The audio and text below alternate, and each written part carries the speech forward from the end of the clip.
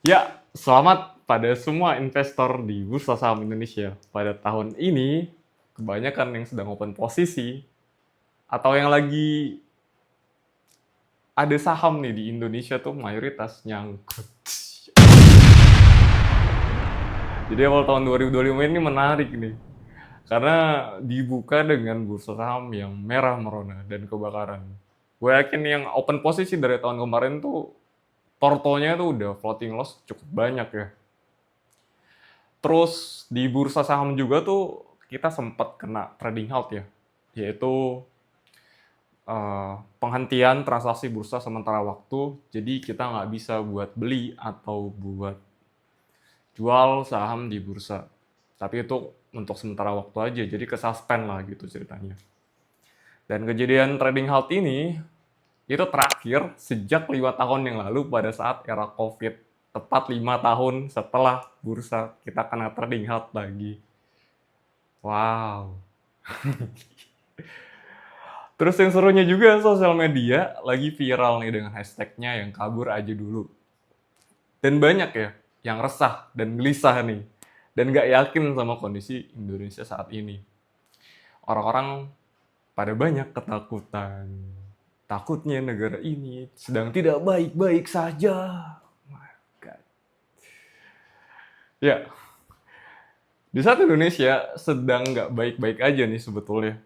Presiden Donald Trump itu ngenain tarif ke beberapa negara, termasuk di Indonesia. Dan kita kena tarif itu 32%. Ini sih kalau menurut gue udah mulai perang dagang 2.0 nih. Soalnya nih menurut gue Presiden Donald Trump nih mau berantem nih. Dan berantemnya ini sama semua negara. Keren. Tapi ada negara juga yang fight back sebetulnya. Kayak seperti Cina itu dia retaliasi jadi fight back buat serangan balasan naikin tarif import US ke Cina itu sebesar 84%. Dan reaksi Trump malah balik lagi nyerang Cina itu naikin lagi tarifnya sampai 125%. Wow, oke, mantap. Buat gue ini sih udah gokil sih ini gila. Dan kalau US naikin tarif setinggi itu, maka otomatis Cina tuh udah kehilangan market mode-nya, market ekspor ke US. Dan pasti mereka itu cari alternatif lain untuk marketnya. Dan salah satunya ya adalah ya Indonesia. Secara ya produksi Cina ini tuh masif banget. Sektor manufacturing-nya itu nomor wahid nih sebetulnya. Sejauh ini ya. Dan mereka apalagi tuh bisa mampu dan berani dumping harga. Jadi jual di harga COGS-nya tuh mereka berani itu. Jadi kalau misalkan emang dia lebih masif lagi buat ekspornya, barang-barang Cina yang sedang kita pakai, itu akan semakin murah. Ya, dan ini sebenarnya efek negatif juga ya buat daya saing kita di industri. Karena jadi melemah nih. Dan menurut gue yakin juga pabrik pasti banyak yang tutup untuk kedepannya. Karena nggak bisa lawan barang-barang Cina itu tadi. Dan pasti badai PHK tuh akan terjadi untuk kedepannya. Dan contoh kasus yang real yang kemarin kita lihat itu yaitu adalah pabrik Sritex yang bangkrut.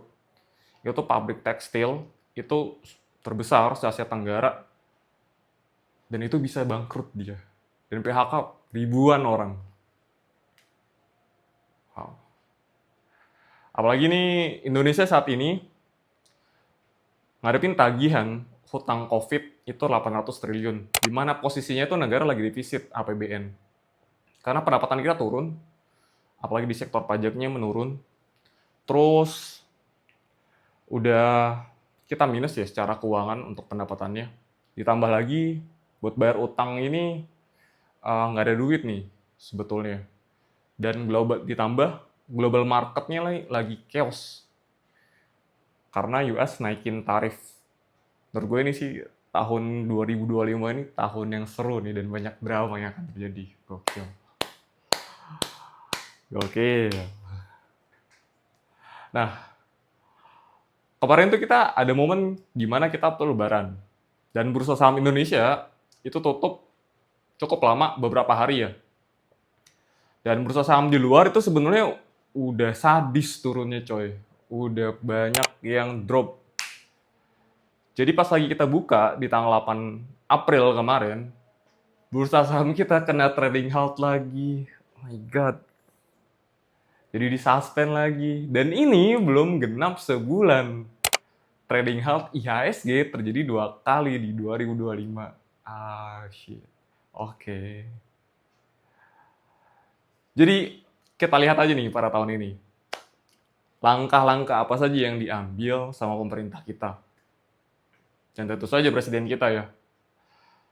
Apakah langkah dan kebijakan yang diambil akan berdampak baik buat Indonesia? Atau malah justru sebaliknya?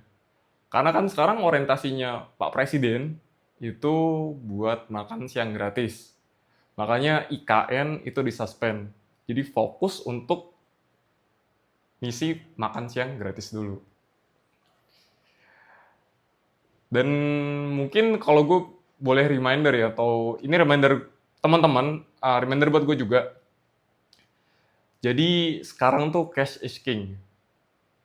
Artinya apa tuh? Jadi karena kondisi yang penuh dengan ketidakpastian ini nih, ya kita harus nyiapin cash yang banyak dan hemat-hemat lah secara pengeluaran supaya cashnya banyak. Karena ini sebenarnya dapat momen spesial nih, di mana harga saham, kripto, obligasi, atau produk investasi yang lainnya itu lagi diskon. Dan ini nih, menurut gue nih momen yang 11-12 nih pada saat COVID kemarin. Pada saat COVID kemarin, gue tuh nggak aware nih buat beli saham lah, buat beli kripto, apalagi Bitcoin. Malah nunggu-nunggu sampai akhir turun dalam baru beli. Sampai akhirnya rebound, sahamnya naik terus, dan malah gue jadi nggak beli-beli akhirnya. Karena jadi penonton doang, jadi nggak masuk, nggak punya nyali lah pada saat itu untuk mau beli, dan nggak berani untuk belajar juga, jadi ya akhirnya cuman jadi penonton. Ya mungkin dari gua itu aja, reminder sekali lagi buat teman-teman, dan buat gue juga, siapin cash sebanyak mungkin, karena momen ini sebetulnya lagi pada diskon, jadi hopefully bisa ngambil momen yang pas nih, dan ngambil peluang di tengah-tengah masalah global market ini yang lagi chaos.